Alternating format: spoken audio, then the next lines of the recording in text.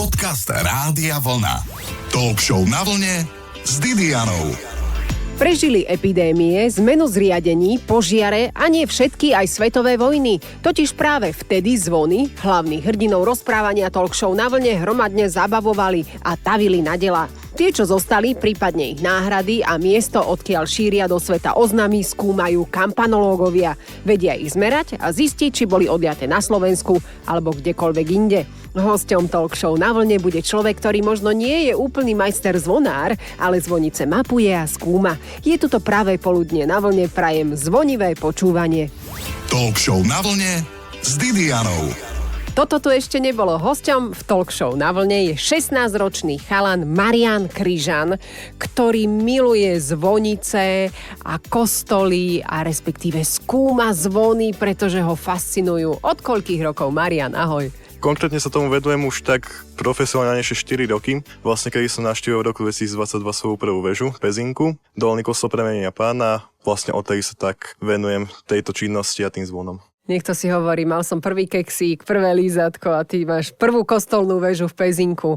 Čo ťa na nej zaujalo, že ťa to tak chytilo za srdce? Najväčší taký šok pre mňa bolo vlastne to, že v takej pomerne väčšej väži bolo nakoniec 5 zvonov, čo ma osobne prekvapilo, ale už som teda vlastne dopredu o to vedel, keďže ma tam dostal kamarát. To bol taký môj prvý kontakt s ručným zvonením a takýmito vecami všeobecnosti. Čo ťa viac fascinuje, to ručné zvonenie alebo skôr elektronické? Všetko dokopy sa dá povedať, len je to také, že už dneska je málo kedy si niekedy zazvoním ručne, lebo väčšinou sú tie zvony už ovládané cez elektriku. Tie hlána a všetky takéto veci, cez čo sa to dalo vlastne zvoniť ručne, už to pomalinky sa strácajú zvonári, umierajú a tak a už to není možné na niektorých miestach. Tak to ti odporúčam kostolík Pomínovec, kde som nedávno bola na výlete na vlne. To je taký stredoveký kostolík pri obci Sedmerovec a majú tam zvon, na ktorý sa dá stále zvoniť ručne. Aj keď všeličo potom cez ten zvon na teba padá, lebo však aj tam bývajú holuby. V mnohých vežiach bývajú holuby, však čo tam ešte žije všetko? Môžu sa tam vyskytovať napríklad aj netopiere, ale teda tie holuby sú častejšie a dokáže to niekedy dosť skomplikovať ten pobyt na tej veži. Konkrétne keď spisujem teda nápisy na tých zvonoch alebo reliefy a od trusu sú celé zašpinené. Tak je to niekedy veľmi ťažké vylúštiť doma, že čo tam je vlastne na tom zvone napísané a tak. Ale to aj dýcháš, nebojíš sa, že tam niečo chytíš, ak holuby práve nie sú úplne, že medvedíky čistotné. Ja už keď zistím, čo všetko som prežil, tak ja už si myslím, že všetko, že už mi nič nespraví zle, ale hej, je to teda nebezpečné pri tých holuboch, keďže ten ich trus není úplne najlepší. Žiadny trus není najlepší, ale... Výnimka cibetky a cibetková káva, to poznáš, asi 16-ročný ešte nie však? Nie. OK, takže holuby tam robia šarapatu a potom čo, ich nejak vyháňaš, alebo... Úplne nevyháňam, ale väčšinou keď tam dojde, tak oni sa schovajú, lebo logicky holuby sa boja. Väčšinou, keď na tej veži sú, dajme tomu, zvony, čo sa nepoužíva, alebo tak, a sú tam holuby, že tam majú vlastne prístup do tej veže. A ja začnem zvoniť, že som náhodou není, že dole v zakristii, alebo tak, že tie zvony zapína zo zdola, ale dajme tomu, že ručne ani zvoním, tak sa doma musím pripraviť na to, že budem mať od mamy alebo od babky povedané, že čo, kadeľ som chodil, že toto všetko musí prať vlastne. Paradox toho, že vždycky, keď dojdem z nejakej veže, tak vždycky som špinavý. Preberali sme aj práčovne a teraz opäť preberáme kostolné veže. V kostolných vežiach je zaujímavé, že keď jedno schodisko končí, tak sa objaví časť, kde už tie rebríky nie sú v úplne dobrej kondícii. Potom tam ako chodíš? Ono je viacej tých typov, ako sa dá dostať do tej veže, ale ide hlavne o to, že niekedy ten vstup je cez kostol, že musíte sa dostať cez vchod. A musíte ísť, dajme tomu, na chorus alebo prístupe do hlavnej lode, tak je tam, dajme tomu, na pravej strane sú dvere, kde je točité schodisko alebo hociaké iné schodisko a tak sa vieme dostať napríklad aj na povalu kostola alebo do veže. A sú aj veže, do ktorých sa dá dostať iba z vonkajška, ako z kostola, že to je priamo na to postavené také schodisko, alebo napríklad farský kostol v obci Oboj, tam je schodisko postavené z boku kostola, také železné a tam sa dá dostať jedine cez neho. Že nedá sa dostať cez vnútrajšok, ale dá sa dostať iba cez vlastne vonkajšie schodisko do tej veže. Na akom najvyššom kostole alebo celkovo len zvonici bol náš hosť Marián Križan, ktorého fascinujú práve zvony a zvonenie. Aj o tom si povieme v talk show na vlne už o chvíľu. Talk show na vlne s Didianou. Sú to najstaršie a nepretržite fungujúce stroje na svete. Mnohé zvony v slovenských a európskych vežiach denne vykonávajú svoju prácu už storočia a to fascinuje aj hostia talk show Na vlne Mariana Krížana, ktorý má 16 rokov a má takýto koníček, že navštevuje zvonice, kostolné veže a tak ďalej. Všetko jednoducho, čo zvoní Marian. Dá sa aj tak povedať, že nie vždycky to je len zvon, ale sú to, dajme tomu, aj tzv. Odbíjacie cymbaly alebo gongy, odborne povedané, ktoré slúžia väčšinou iba na odbíjanie času. 4 hodiny a hodiny celé. Kde majú také gongy? Príklad je, čo viem povedať aj v Trnave, v Salesianskom kostole na Kopánke, vlastne tam je taký jeden novší odbíjací gong, ktorý odbíja iba celé hodiny, ale dajme tomu príklad kostol v Palárikove, svätého Jana Nepomuckého. Tam nájdeme aj 4-hodinový, aj hodinový cymbal, ktorý vlastne odbíja ten čas. A je to vlastne prevoznené s pomocou mechanického hodinového stroja, ktorý je tiež dneska vzácnosťou vidieť na veži. A ako si ho chránia? Máš to nejak odkúkané, že staráte sa o to? Aj to ti povedia, alebo zatajujú? Takýmto veciam sa moc nedostane síce, ale väčšinou tie hodinové stroje, keď ich nachádzame na veži, tak niektoré sú úplne že už nefunkčné, že miesto hodinového stroja na hodiny funguje, dajme tomu, elektromotor s prevodovkou takou na tie hodiny, alebo to odbíjanie na tie zvony je vykonávané pomocou elektromagnetických kladívok. Že to už není robené cez mechaniku, ale je to robené elektromagneticky a elektricky. No, však jasné, však doba ide dopredu a tie gongy sú tiež vo vežiach? Áno, tvarom je to podobné k úzvonu, ale je to také, ako keby si to predstavíte, dajme tomu nejakú čínsku misku od voľakej ríže. Ako sa niekedy hovorilo, že legenda starovekých Číňanov hovorí, že tejto miske sa niekedy varil kung pao. A má podľa toho zvuk, áno? Má podľa toho zvuk, je to taký... Zvoní tak orieškovo. Tak orieškovo sa dá povedať, ale zároveň je to taký špecifický zvuk toho zvona proste, že počujete, že to není zvon, ale že to je niečo iné, že to je inakší zvon. A čo ich to napadlo zrazu? Celý čas, storočia, tisícročia boli zvony a zrazu kung pao miska. Takéto gongy sa vlastne vymysleli niekedy v priebehu 20. storočia, kedy s tým začali vítkovické oceliatne, železiatne. Od 20. storočia sa to dáva do tých veží. Predtým boli ešte také tzv. Hodinové zvony. Keď si predstavíte zvon, tak je normálne zhruba priemerovo a výškovo rovnaký, len ten hodinový zvon je priemerovo nejako a výškovo zhruba má o polovicu menšiu výšku. Že to je vlastne taký splasknutý zvon ako keby. Príklad sú 2-hodinové zvony v mestskej veži v Trnave, kde som sa tiež teda dostal ako prvý. A skúsme si tie zvony aj rozdeliť. Aké poznáme? Tak sú klasické zvony, ktoré zvonievajú normálne. Teraz budem hovoriť konkrétne o slovenských. Na Slovensku väčšinou máme zvony, ktoré sa kývu. Sú pripevnené na zvonovej stolici, vísia na voľakej hlavici, či drevenej alebo oceľovej a vlastne sú uložené v ložiskách.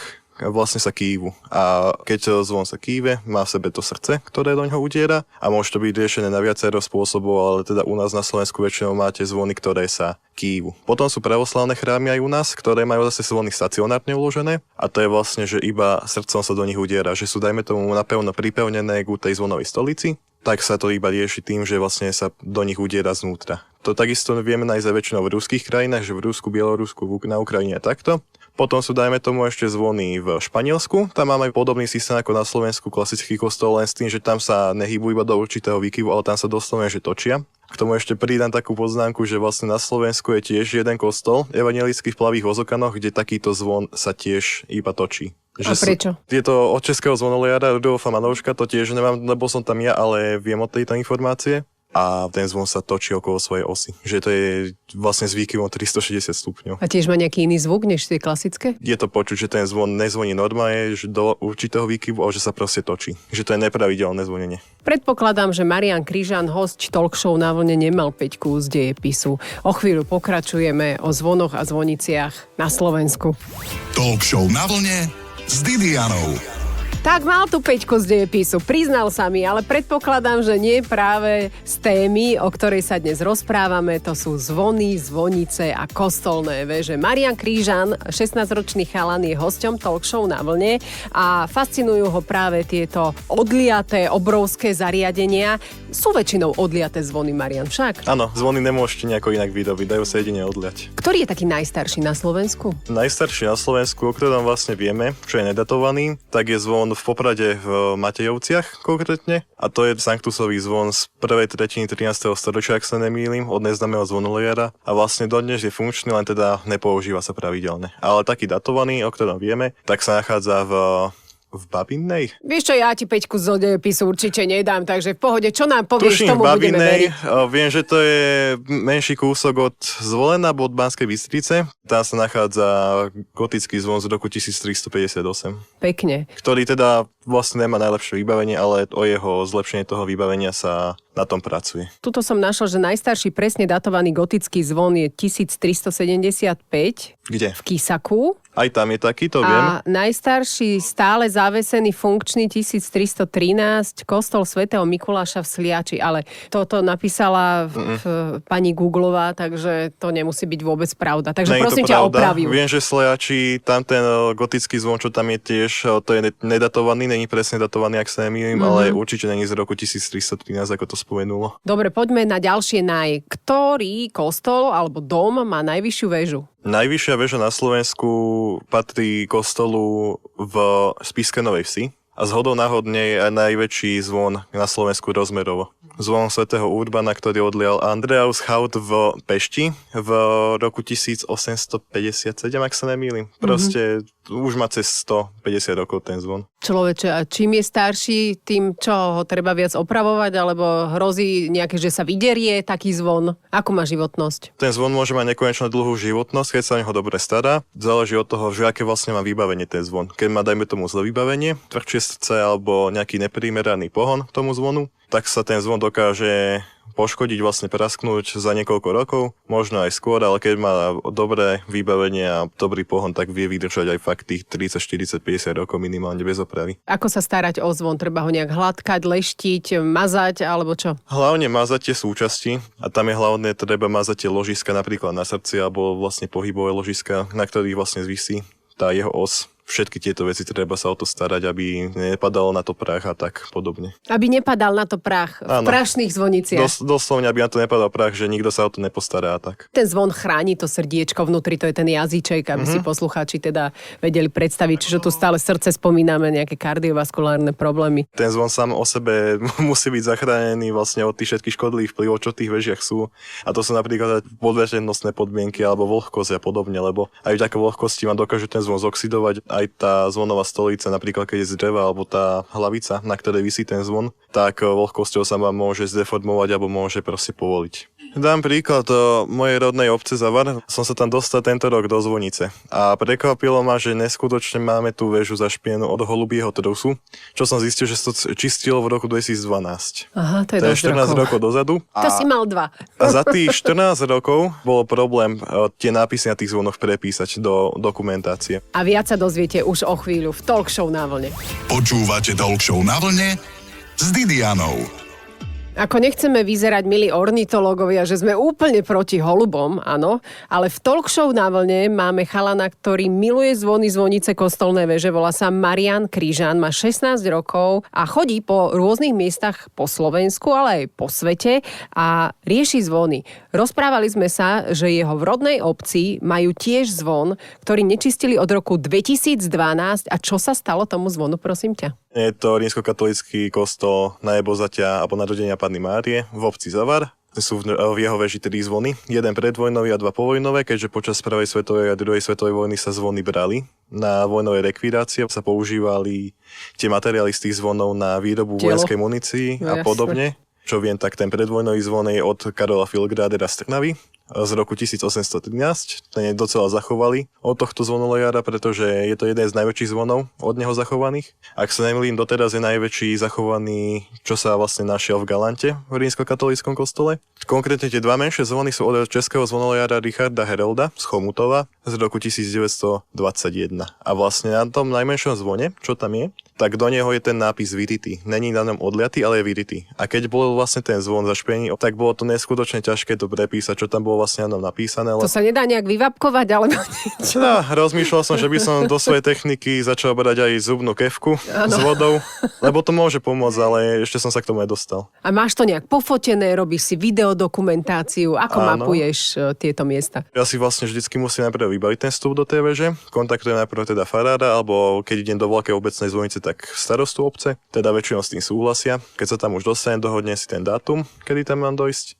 Spozná sa s farárom, vidím na tú danú väžu kostola. Nevolá ťa stále ministrovať? Poď ministrovať, keď ťa to tak baví, pustím ťa tam častejšie. Nie, s tým som sa zatiaľ nestretol ešte. Ja sa na tú väžu dostanem, tam sa rozhľadnem, že aký je tam vlastne prístup všade, či potrebujem toto, či nepotrebujem toto, konkrétne rebrík teda väčšinou, či ho môžem nechať na nižšom poschodí veže alebo tak. A keď už som tam, tak si začnem fotiť tie zvony vlastne z ďalšia, aby som mal fotky do dokumentácie, tie hlavné titulné fotky o tých zvonoch a potom vlastne začínam fotiť plášť zvona. Aká ozdoba je na tom zvone, teda výzdoba alebo čo aký nápis. Čo tam býva? Ja neviem, horník, dolník, kosoštvorec, kvetinka, kríž? Aj kríže väčšinou, ale hlavne teda tam býva taká ornamentálna výzdoba v podobe renesančných nejakých útvarov alebo nejakých motivov, napríklad bratia Fischerovci, známa trnavská zvonolejárska dielňa. Samozrejme najznámejšie.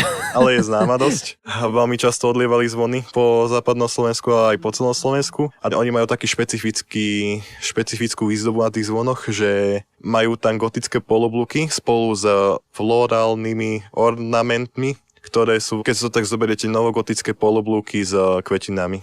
Taký symbol, že vlastne ani ten zvon nemusí byť signovaný a podľa tejto výzdoby vieme zistiť, že to je zvon od bratov Fischerovcov. A máme ešte nejaké ďalšie dielne na Slovensku, ktoré fungujú nepretržite? Teraz už tieto konkrétne bratia Fischerovci už nefungujú, lebo to je pred 100 rokmi už. Ale teraz momentálne fungujúce dielne napríklad Robert Slíš z Krásnohorskej Dlhej Lúky pri Rožňave, alebo Michal Trvalec zo Žarnovice Huty, alebo napríklad Jakub Vorobel. Výborne, takže je ich dosť? Je ich dosť, ešte sú určite nejaké, ale teda tieto sú také najviac aktívne na Slovensku už. To je výborné, radi ich pozveme aj do talk show na vlne, lebo našťastie kostolné veže to nie je tak s nimi ako s majákmi. Vieš, prečo už sa nestávajú ďalšie majáky? Prečo?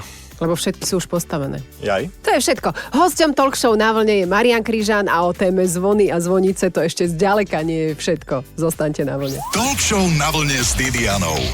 Predstavte si, že ste farár, respektíve starosta nejakej obce a príde za vami 16-ročný chalan, volá sa inak Marián Kryžan, že by chcel navštíviť váš kostol, vašu zvonicu a zmapovať si a uchovať váš zvon na vašom kostole. Čo by ste mu povedali? Marián, máš s týmto problém? Ale sa mi stalo už párkrát, že napríklad farári nesúhlasili s touto mojou činnosťou, že nemali o to záujem. Ale je dosť aj teda možné, že nevedeli, o čo ide, lebo som im to aj nestihol vysvetliť, ale ide teda vždycky hlavne o toho človeka, či má o to záujem, alebo nemá. A kde ťa nechceli pustiť napríklad? Ako nechcem na nikoho bonzovať teda, ale konkrétne vytknem farnosť Pastuchov za Hlohovcom, a taktiež farnosť Trakovice a farnosť Brestovany. Farnosť v obci, ktorej momentálne teraz vlastne prežívam väčšinu svojho času, tam bývam. A tiež je to taký môj detský sen sa dostať do obecnej zvonice, čo tam je, a vlastne aj do rímskokatolíckeho kostola. Tak verím tomu, že jedného dňa sa mi to podarí. Koľko máš zmapovaných tých kostolov? Ozaj, aby sme ich presvedčili. Momentálne teraz som na čísle 107 veží.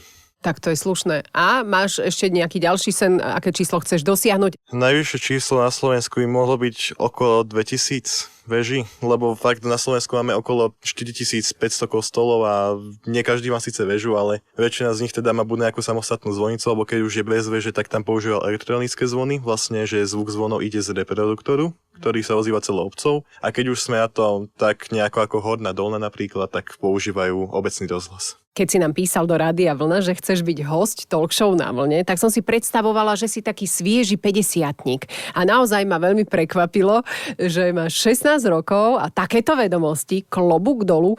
Čo si videl zo zahraničia? Ešte som teda zahraničí dokumentovať nebol, ale keď bude nejaká možnosť, tak veľmi rád to využijem. Kto ťa vozí po tých vežiach? Väčšinou chodím už momentálne sám, ale nejakú dobu dozadu ma vozieval môj oco, takisto aj spolu s mojou mamou, len teda ja som väčšinou chodieval s otcom, veľakrát mi aj na tých vežiach pomáhal. Teraz máme talk show na vlne a patrí sa odzvoniť aj rozhodne nerozhodný kvíz. Marián, radšej pieseň Zvonky zvonte alebo Jingle Bells? Radšej pieseň Zvonky zvonte. Radšej mať v telefóne ako zvonenie z domu svätého Martina alebo zvonenie domu svätej Alžbety? Určite domu svätého Martina by som si vybral. Prečo? Lebo tam je viacej zvonov a zároveň sú aj o niečo väčšie ako v Košickom dome. Vedeli ste? Je lepšie zachovať tajomstvo alebo všetko vyzvoniť? Najlepšie je zachovať tajomstvo, záleží o aké ide. Doplň vetu.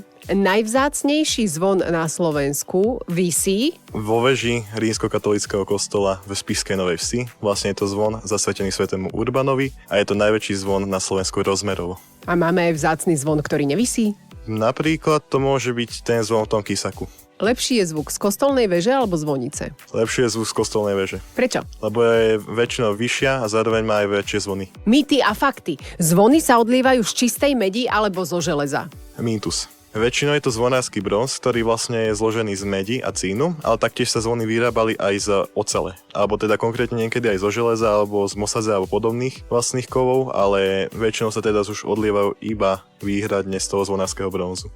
Zvuk zvonu závisí od poveternostných podmienok. Mýtus alebo fakt? Tuto by som skôr povedal, že aj fakt, lebo záleží, či fúka vietor alebo nefúka vietor, podľa toho sa to po tej obci alebo po meste rozlieva ten zvuk tých zvonov, keď zvonia. Radšej počúvať zvon pri obede s rádiom Vlna alebo zvoniť pre rádio Vlna za obed? AB. A zvonárske múdro na záver? Nech všetkým zvoní na radosť.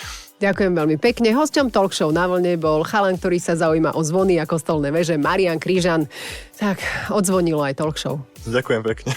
Počúvajte Talk Show na vlne s Didianou každú nedeľu po 12:00.